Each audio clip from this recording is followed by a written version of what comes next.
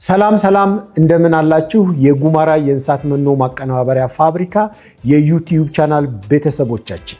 ትላንትና ከአዲስ አበባ 35 ኪሎ ሜትር ርቀት ላይ ወደምትገኘው ሆለታ ከተማ ጉዞ አድርገናል። ደንበኞቻችንንም ጎብኝተናል። የደንበኞቻችንን ያላቸውን ሐሳብ፣ አስተያየት፣ የተገኘውን ውጤት ገምግመናል። እንደሚከተለው አቅርበነዋል። ተከታተሉ። ወሌ ማናንጅርቱ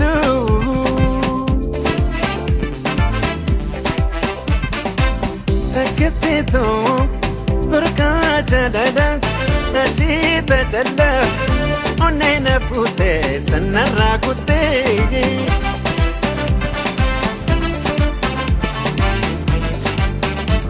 ስልኪ ቢልቢሌ መናደምናን ስልኪ ቢልቢሌ መናደምናን ቲራቻኩቴ ከራ ወረሳኒ ኦቦሌቲቲኮ ወሱ ተጋፈናኒ ከራነ ሆለቲ እንጅርቱ ጀናኒ እዲ ጋሻን ባለም ጤና ይስጥልን። እንኳን ደህና ቆይ። እንደምን አለ? ደህና ነህ? እንዴት ነህ? ሰላም ነህ? ደህና ነህ? ደህና ነህ? እንዴት ናችሁ? እንኳን ደህና መጣ። እንኳን ደህና ቆየህ። ሰላም እንዴት ነህ? አለ ስራ ቆንጆ ነው። ሁሉ ሰላም። እንግዲህ ይቅርታ ስለዘገየን። እሺ ጧት ሊጠበቅናችሁ ጧት መጣልን ነበር። እሺ ሰላም እንዴት ነው? ስራ ቆንጆ ነው። አለሁልህ። ሁሉ ሰላም። ስራ አሪፍ ነው አይደል? ቆንጆ። ፋርም እንዴት ነው? ፋርም ጥሩ ነው ያለነው። እየሰራን ነው። አስጎበኛለሁ። አንዳንድ ነገሮች እየሰራን ያላናቸው ነገሮች በጣም ጥሩ አስጎበኛለሁ። እና ከየት ልጀምርልህ? እንግዲህ ከጓያው ልጀምርልህና ለላሞች ግባው። እንደው ከዛ በፊት አሁን እዚህ ስንገባ በጣም ጥሩ የሆነ እንደው ለሌሎች ዶሮ አርቢዎች ምሳሌ የሚሆን የስነ ህይወታዊ ደህንነት ወይም ባዮሴኩሪቲ የሚባለውን ፕሪንሲፕል በደንብ ነው የጠበቃችሁት። ደረጃውን የጠበቀ አጥር አለው። መኪኖች ሲገቡ ጎማቸው ተረጭቷል። እኛም ስንገባ እግራችንን ነክረን ነው የገባ ነውና እንደው ከባለፈው የበሽታ ወረርሽኝ እዚህ አካባቢ በከፍተኛ ሁኔታ ገብቶ ብዙ ዶሮች እንዳለቀ መረጃው አለ። ስለዚህ እንደው ያንተ ፋርም የተረፈበትን እንደው ትልቁን ነገር ብታስረዳልን ለደንበኞቻችን። እንግዲህ እዚህ አሁን ትልልቅ ፋርሞችም እንደገና ደግሞ ኢማጣ ይባላሉ በማህበር የተደራጁ ጀርባቸው በሙሉ የዶሮ እርባታዎች ናቸውና እንደ ድል ሆኖ እየተረፍነው እኛ ብቻ ነንና እንግዲህ እንደ ድልም ነው የኛ ጥንቃቄ ብቻ አይደለም የእግዚአብሔርም ፍቃድ ነውና ግን ማክሲመም ማድረግ ያለብንን ጥንቃቄዎች አድርገናል። መኪና ሲገባ መድኃኒት ይረጫል። እዛ ጋር የምታየው መኪና ጎማ ተረጭቶ እዛ ጋርም ደግሞ የሚረገጥ መድኃኒት አለ። መድኃኒት ተረግጦ ነው የሚገባው እና ባዮሴኩሪቲ ላይ በጣም እየሰራ ነው። ስትሪክት ናቸው። ስትሪክት ናቸው። በጣም አሪፍ። ምንም አይነት ሰው መድኃኒት ሳይረጭ አይገባምና በሱ ነው ትንሽ ኮንትሮል ያደረግነው ይመስለኛልና እንደዛ አድርገን ነው የሚገባው።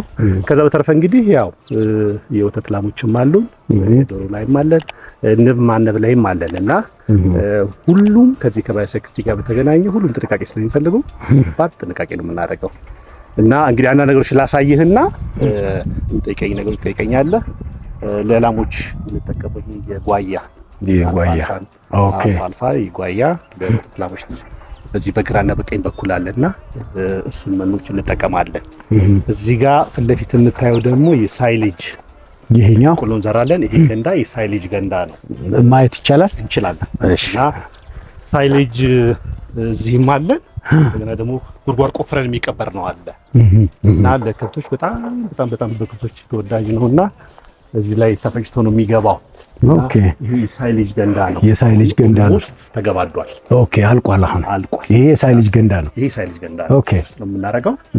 ከዚህ እንግዲህ ደግሞ ያልተናነሱ ሁለት ገንዳዎች አሉ ጉድጓድ ውስጥ የተቀበሩ በዛው ጀርባ በኩል እና የበቆሎ ሳይሌጅ ወተት ላሞች እንጠቀማለን። ይሄን ኦኬ ይሄ ሳይሌጅ የምታዘጋጁት ከምንድን ነው?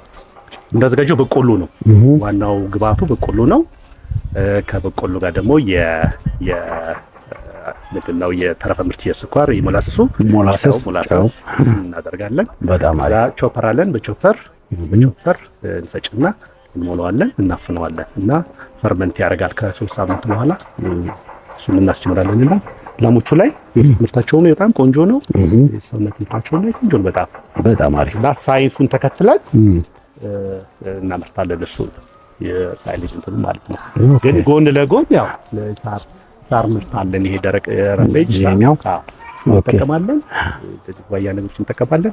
ከዛ በተረፈ ደግሞ በዋናነት እናንተን ደግሞ ለወተትና ለጥጆች ከእናንተ ጋር ደግሞ የጉማራ መኖ ትጠቀማላችሁ። በቀጣይ በጣም የምንሰራበት ወደፊት በተለይ በጣም የምንሰራበት የወተት እንትን ላይ ነው እና ተጀመረም ቅርብ ጊዜ ነው ወተት ስራ የጀመረው።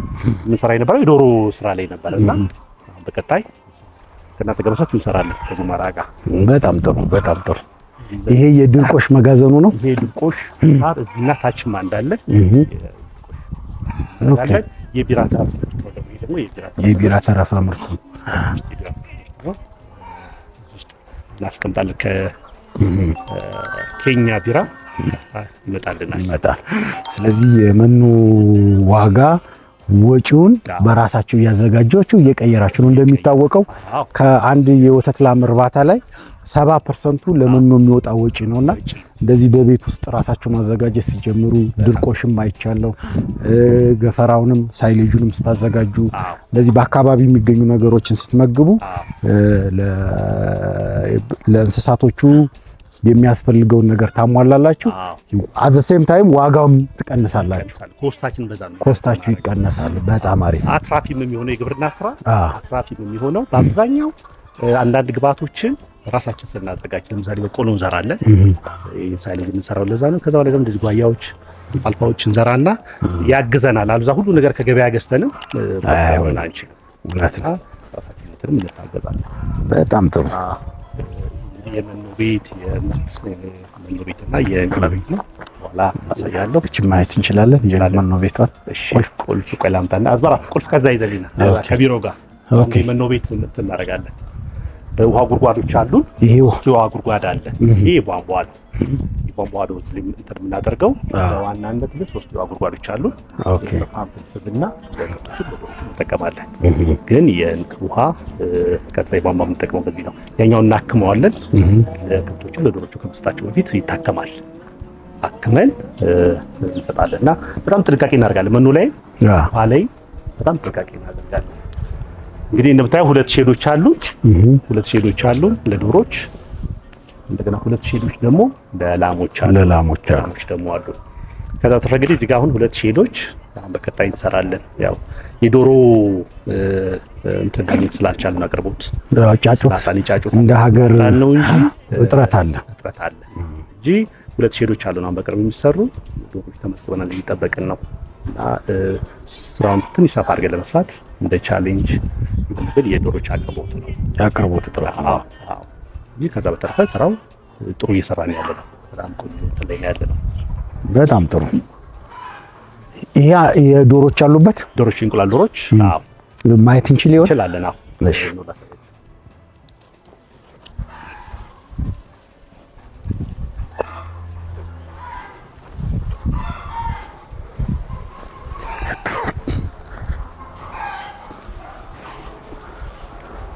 እንግዲህ የነበሩ ዶሮች አሁን ለገና ወጣውና በተመጣጣኝ ዋጋ ማህበረሰቡ አቀረብን። በባዛር መልክ እንደ ባዛር ተደርጎ በባዛር መልክ ማህበረሰቡ አሁን ያወጣነው ለገና ዶሮች እናስገባ። በጣም ጥሩ።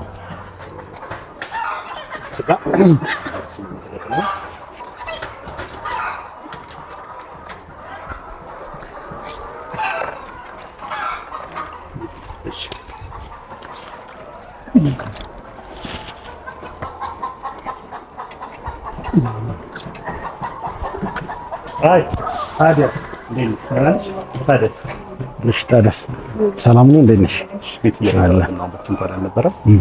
ትንሽ እጥረት ያመጣብን ነው እንግዲህ እዚህና እዛ ሁለተኛው ቤት ሁለቱ ቤት ላይ 2200 አካባቢ ዶሮች አሉ። ኦኬ እንቁላል ዶሮች 2200 አካባቢ ናቸው። ኦኬ እድሜያቸው ስንት ነው እነዚህ? አሁን እነዚህ እድሜያቸው አሁን 10ኛ ወር ላይ ናቸው እየጣሉ አንድ ፋሲካ ነው የሚወጡት። እናንተ ምርት ነው የሚጠቀሙት። 10ኛ ወር ላይ ገብተው 89% ነው 90 ነበር። አሁን 79% ናቸው። 88% ናቸው።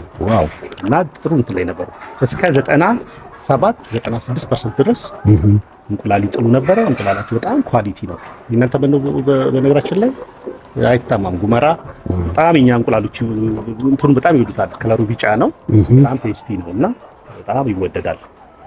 እና ሲጀምሩ እንግዲህ ፒክ ላይ ነበሩ ጊዜ 96 97 ነበሩ። ፒክ ፔሪድ ላይ 96 97%። አሁን እድሜያቸው መጣል ከጀመሩ 10 ወራቸው። ስለዚህ አጠቃላይ ወደ 15 ወራቸው ነው። ገቡ 50 ወራቸው ላይ ነው በደንብ የመጡት። 4 ወር ተኩል ጀምሮ ምስራች ያሳዩ። ኦኬ። ከዛ ወዲያው ነው ፒክ ላይ ሆኑና 97% ላይ መጡ እና ያንን ነገር ደግሞ ረጅም ጊዜ ነው ያስቀጠሉት። ከዛ እየወረዱ አሁን 89 88%። የሚገርም ነው። በዚህ እድሜያቸው እንቁላላቸው በጣም ኳሊቲ ኦኬ። በኬጅ ውስጥ አይደሉም። እንደሆነ እንቁላል በጣም ንጹህ እንቁላል ነው የሚጥሉት። ኦኬ።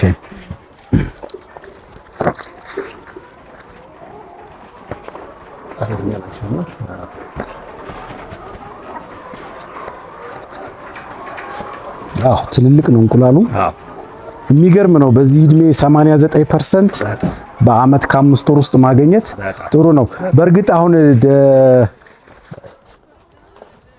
ሌሎች ዶሮ አርቢዎችም እንዲማሩ የሚፈለገው ለእንቁላል ምርቱ ዋናው አስተዋጽኦ ከጫጩትነታቸው ጀምሮ የሚደረገው እንክብካቤ ያ ነው ወሳኙ ነገር።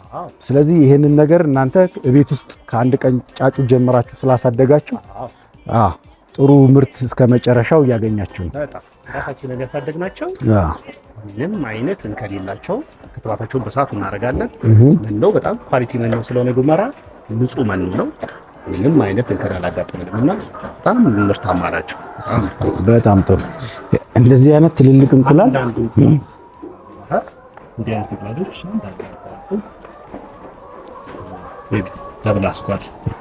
ደብል አስኳል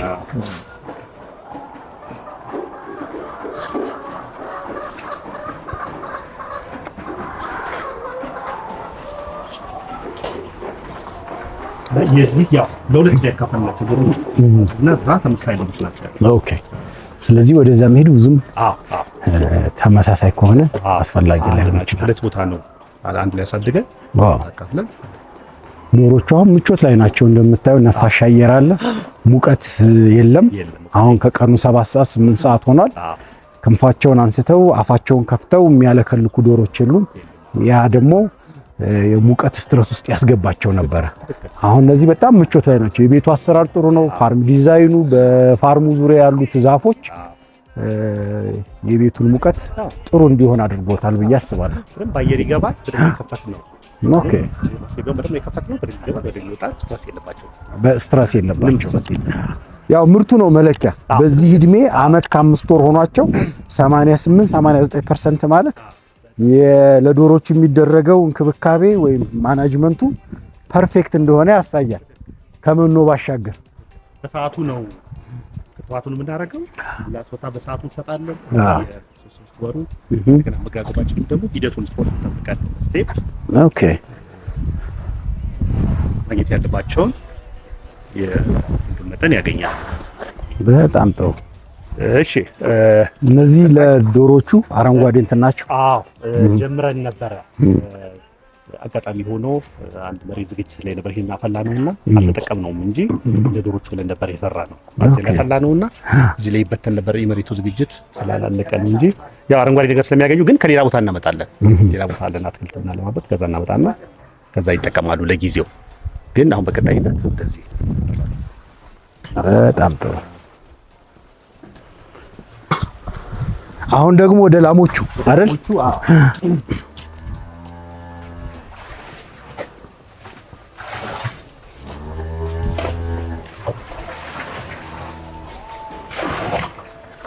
አዝመራ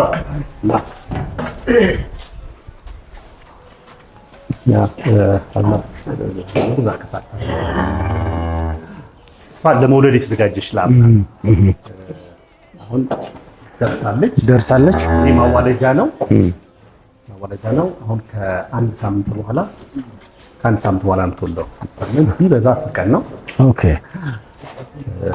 ቻም ፕላንት ነው የተወለደች ናት። ጠንካራና ጤነኛ ነች። ጤነኛ ናት። ሐኪም አለ የሚከታተል ሐኪም አለ። ሙሉ እናታቸውን ጠብቀን ክትባት ትንሽ ህመም ስናይ ሁሉ ብለናችን የምንወስደው ባለሙያ አለ። አሁን እሷ 2 ሳምንት ቢበዛ 2 ሳምንት እንጂ በቀኗ አሁን ቀኗ ኦልሞስት 9 ወር እየሞላት ነው። 9 ወር እየሞላት በዚህ ሳምንት ጥጃ እንጠብቃለን። ደስ ይላል። የላሞቹ የሰውነት አቋም በጣም ወፍራም የለም፣ በጣምም የከሳ የለም። ትክክለኛ አመጋገብ እንደምትከተል ያሳያል።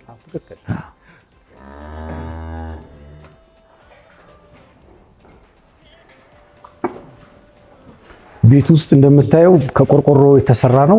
ሙቀት የለም። ከላይ ብሪዚንግ ሩፍ የምንለው የቤቱ የምናየው ማስተንፈሻ ስላለው ቤት ውስጥ በጣም ንጹህ አየር ነው እንትን የሚለው። ወለሉም በጣም ቆንጆ ነው። በጣም ራፍ ነው። ለዶሮ የዚህ ላሞቹን ሲወድቁ እየተንሸራተቱ እንደ እግሩ ልቃት ስብራት እንዲኖር አያደርግም።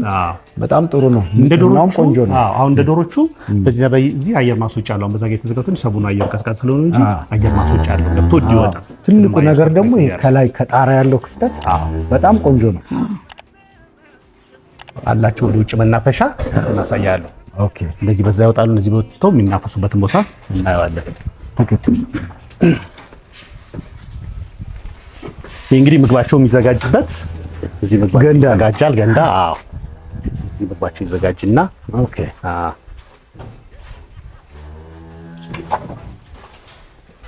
ማዘጋጃቸው ነው። ምን ያህል ሊትር ይታለባሉ? አሁን ጥሩ የምትባለው ላም ምን ያህል ሊትር በቀን ትሰጣለች? ጠዋትና ማታ ለማታ። አሁን ያስገባናቸው ጊደሮች ናቸው። ያው ሁሉም የመጀመሪያ ወሊድ ላይ ነው ያሉት አሁን እና እስከ 16 15 ድረስ ይታለባሉ። መጀመሪያ ለባ ላይ እንደዛ ነው የሚሰጡት። ሁለተኛ ለባልና ሶስተኛ ለባ ላይ እስከ 20 25 ድረስ ይሄዳሉ። ጊደሮች ናቸው ደግሞ ጊደሮች ናቸው። ይገዛቱ በሙሉ ጊደሮች ናቸው። እዚህ ላይ አሁን በየእንትናቸው ይወጣሉ። ኦኬ፣ ይሄ መዝናኛቸው ነው፣ መናፈሻቸው፣ መንቀሳቀሻቸው ነው። በዚህ ይወጣሉ፣ እንደዛ በዛ ይወጡና እዚህ ይለቀቃሉ። ኦኬ፣ እና እዚህ ላይ ይለቀቃሉ። ውሃ መጠጫ ገንዳ አላቸው። እዚህ ውሃ ጠጥተው ተመልሰው ይገባሉ። ዋው! የውሃ መጠጫ ገንዳው ራሱ በጣም ለማጽዳት የሚመች ነው። በአካባቢያችን በቀላሉ የሚሰራ መሆኑ ጥሩ ነው። በጣም ጥላው ሼዱ ደስ ይላል። ፀሐይ ሲሆን እንደ መጠለያ ያደርጉታል። እንደገና ደግሞ ውሃም እዚህ ላይ ውሃ ይጠጣሉ። እዚህ ላይ ሞላላቸውና ውሃ ይጠጣሉ። እቺ የባስኬትቦል ኮርት ትታየኛለች። እቺ ባስኬትቦል ኮርት አንድ ፕሮግራም ነበር። ለአንድ ፕሮግራም ነው ልጆች ይመጡ ስለነበረ ዝም ብለው በጊዜው ጊዜያዊ እንትን ነበር የተደረገችላቸው። አንድ የጓደኞቼ ፕሮግራም ነበርና እንደሱ ተብሎ የተዘጋጀ ነው። አሁን የሚነሳ ነው። በፊት እዛ ጋር ልጆች ሲመጡ እዚህ ግቢ አንዳንድ ሰዎች እንግዶች ሲመጡ ይንቀሳቀሱበት ነበር። የገፈራ የተሰራበት ቦታ ላይ በደንብ መሬት ሁሉ ተዘጋጅቶ ነበርና ድንገት እንግዶች ሲመጡ እዚህ ላይ ቢሆን ልጆች ወደ 20 ልጅ ምናምን ነበር የመጣው የጓደኞቼ ልጆች እንዲጫወቱበት ተብሎ ጊዜያዊ እንትን የተሰራው አሁን ይነሳል። ኦኬ ምንድነው ይሄ እንትን ፋርም ብቻ አይደለም፣ ፓርክ ነው የሚመስለው። የሥራ ቦታውን እንድትወደው ያደርጋል። በጣም መዋያ ያለው እንደዚሁ ለሰርጉላ የሚከራይ አይነት እንትን ነው የሚመስለው። በጣም ብዙ አበባዎች አሉ፣ በጣም ብዙ የሚያማምሩ ዛፎች አሉ። በጣም ዲኮሬቲቭ ነው። ውስጡ ጎጆዎች አሉ። አየሁኝ እዛ ውስጥ እነዛን ሳይ ምናልባት ይሄም ደግሞ ኢንተርቴይን እንዲያደርጉ እዚህ የሚሰሩት ልጆች አስቤ ነው። ኦኬ፣ ይሄ ሁለተኛው በረት ነው። እዚህ ውስጥ ጊደሮች ነው አሁን ሰሞኑንም ግዢ እናደርጋለንና ይሄ ሁለተኛ በረት ነው። ኦኬ፣ አሁን ግዢዎች እናደርጋለን ሰሞኑን ተጨማሪ ከብቶች ማለት ነው። ያቺኛዋ ለሰራተኞች እዚህ ጋርና እዛ ዳር ላይ ደግሞ አለ ለሰራተኞች ቤት ማረፊያ እዚህ ጥበቃዎች ቤት ነው። ኦኬ፣ እና ያቺ ደግሞ በዛ በኩል ቤተሰብ ያላቸው ሰዎች እንዲያርፉበት ነው። እዚህ ግቢ ስለሚሰሩ ግን እንደዚህ ከልየላቸው እዛው ይኖራሉ። ኦኬ፣ እና ሰራተኞቹም እዚህ ውስጥ ነው የሚኖሩት ይኖራሉ። ይሄ ደግሞ ከዚህ ከስነ ህይወታዊ ደህንነት አንፃር በሽታ ከመከላከል አንፃር ትልቅ ቫልዩ አለው። ወደ ቤታቸው ደርሰው ሲመለሱ ገበያ ይሄዳሉ። በቤቶቻቸው ዶሮዎችን የራሳቸውን እንስሳት ይኖሯቸዋል። እነዛን ነገሮች ለመከላከል የግድ እዚሁ ቢኖሩ ለእንስሳቶቹ ጤንነት ተላላፊ በሽታዎችን የዶሮዎችም ለመግታት በጣም የሚመከር ነው። ሌሎች ዶሮ አርቢዎችም ፋርም ያላቸው ሰዎች ሰራተኞቻቸውን በራሳቸው በፋርም ውስጥ እንደዚህ ማቆያ ቢኖራቸው የበሽታ ካንዱ ወደ አንዱ የሚዛመተውን ይቀንሳል። እንደሚታወቀው ሰራተኞች ቤታቸው ደርሰው ሲመጡ አሁን እዚህ አካባቢ በጣም ብዙ ሼዶች አሉ፣ ፋርሞች አሉና በሽታ ሲቀሰቀስ በሽታው ከአንዱ ፋርም ወደ ሌላ ፋርም በሰው እግር በሚለብሱት በሚነኩት ነገር ስለሆነ ያንን ለመከላከል ሁሉም ዶሮ አርቢዎች ይሄንን ቢያደርጉ የተሻለ በሽታ መቆጣጠር ይኖራል ብዬ አስባለሁ። ኦኬ ይሄን ይመስላል። ደግሞ እንግዲህ ወደ ማረፊያችን ደግሞ ልውሰድህና አንዳንድ ነገሮችን ደግሞ ላሳየህ። አይዲያል የሆነ ፋርም ነው። ብዙ ፋርሞች እንድትቆይና ስራህን በደንብ አድምተ ለመስራት ጥሩ ማረፊያ እንደዚህ ለአይን ደስ የሚል ሲሆን አይን የሚያዝ ነገር ሲሆን እንደ መናፈሻ የከተማው ግርግር ጫጫታ ምናምን በቃ እዚህ ካልም መሆን ስትፈልግ እዚህ መጥተህ ተዝናንተ ትሄዳለህ። ትክክል። ስራ ቦታህ ደስ ሊልህ ይገባል። ጊዜ ታሳልፋለህ። ከገቢውም በላይ ደስታ ይሰጣል የምትውልበት አካባቢ እና እንዳልከው ነው፣ እንደ መናፈሻ ነው የምንጠቀምበት። አሁን የዚህ ቢሮ አለ። ይሄ ኩክ የምናደርግበት ለምሳሌ እዚህ ስንሆን ኩክ እናደርጋለን። ኪችናችንም ነው። አንዳንድ ሰራተኞች ያርፉበታል። ያ ቢሮአችን ነው። ይሄ ደግሞ አንዳንድ ፕሮግራሞች ስናዘጋጅ ለምሳሌ እንደዚህ በግሩፕ ሆነው ከአዲስ አበባ ጓደኞቼን እዚህ ይመጣሉና አንዳንዴ እዚህ በሬ እናርዳለን፣ እዚህ ኩክ እናደርጋለን፣ ባርቤኪው እናደርጋለን። እዚህ አንዳንዴ ፕሮግራሞች እናደርጋለን ከተለያዩ እዚህ ካሉ ማህበረሰብ ጋር። እንደዚህ ደግሞ ከሌላም ደግሞ እንደዚህ ሊጎበኙ የሚመጡ አንዳንድ ጊዜ እዚህ ስናሳልፍ እዚህ አካባቢዎች ላይ ፕሮግራም እናደርጋለን። ዳሰው በደንብ ተዝናንቶ ደስ ብሎት ወደፊት አላማ አለ። የስራ ቦታ ብቻ ሳይሆን አንዳንድ ሰው ከከተማ መጥቶ እዚህ ተጫውቶ ጊዜ አሳልፎ ከቤተሰብ ጋር መጥቶ እርጎ ጠጥቶ ፕላን በልቶ እንዴት እንፈልጋለን እና ወደፊት ፕላን አለ እና እንደ መዝናኛም እንዲሁም ማለት ነው። እንደዛ ለማድረግ ነው። ከዚህ ከጀርባው ደግሞ አሉ እንግዲህ ለወተት ላሞች የሚሆኑ መኖችን ውሃ አለን። ከኋላ ውሃ ስላለን አትክልቶችን እንተክላለን ከኋላ።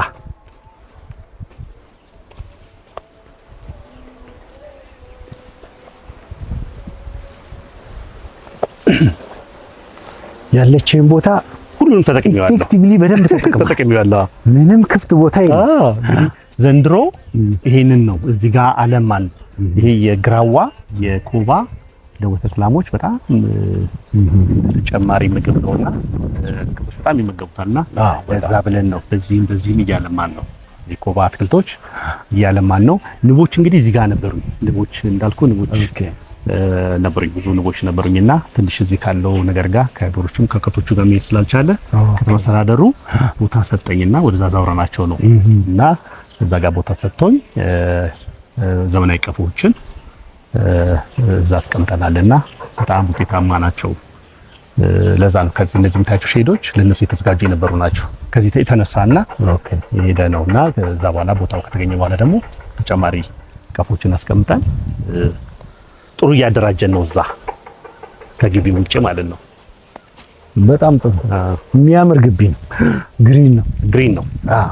እንደውም አሁን በጋ ስለሆነ ነው እንጂ ክረምት ብትመጣ በቃ ሁሉ ነገር በጣም ያምራል።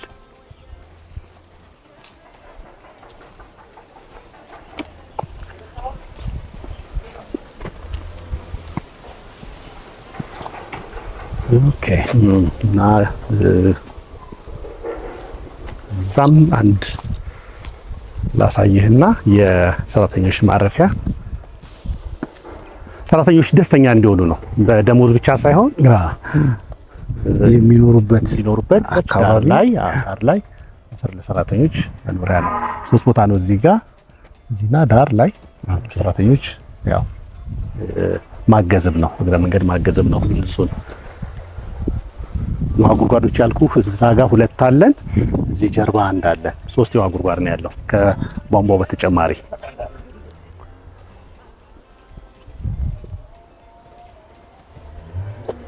የሚገርም ፋርም ነው። ይሄ ገና አሁን እየተሰራ ነው ያለው የላሞችና የዶሮዎች በእንትን እያሰራው ነው። እዚች ጋር የምትቀመጥ ነገር እዚች ጋር እቺ የተዘጋጀችው ከዚህ ጋር እንትኑ ጎን ለጎን እዚች ጋር በእንትን እያሰራው ነው እና እዚች ጋር እናስቀምጣለን። እንትኑን የሚያሳይ ስራውን የሚያሳይ የወተትና የዶሮ ስለሆነ እዚች ላይ አንድ ነገር እያሰራው ነው። ቅርብ ጊዜ እናስቀምጣለን። ኦኬ። አይ በጣም የሚያምር ፋርም ነው። ለሌሎቹም ትምህርት የሚሆን ፋርም ነው። እቺ ደግሞ ምርት ቤታችን ናት።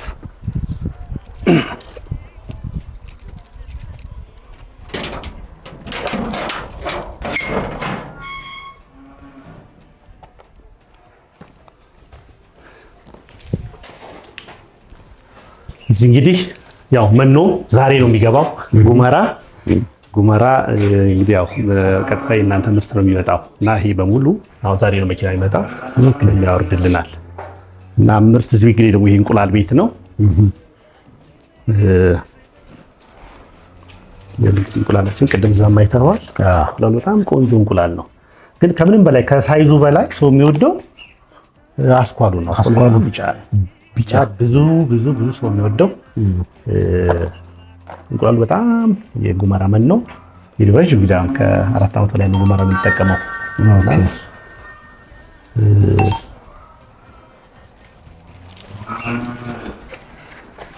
እነዚህ የተሰበሩ ሲሆኑ ትምህርት ይወጣል ከመሄዱ በፊት።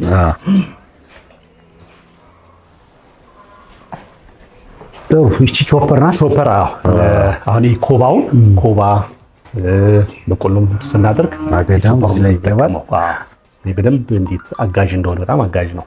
በጣም አሪፍ ፋርም ውስጥ የግድ ቾፐር ጠፋ የማይገባ በጣም ቾፐር ግድ ነው። እንግዲህ ያው ስራው እያደገ ሲመጣ ስቶራችንም ሰፋ እያለ ይመጣል። ሁሉ ነገር ያለውን ቦታ በአግባቡ ተጠቅማል።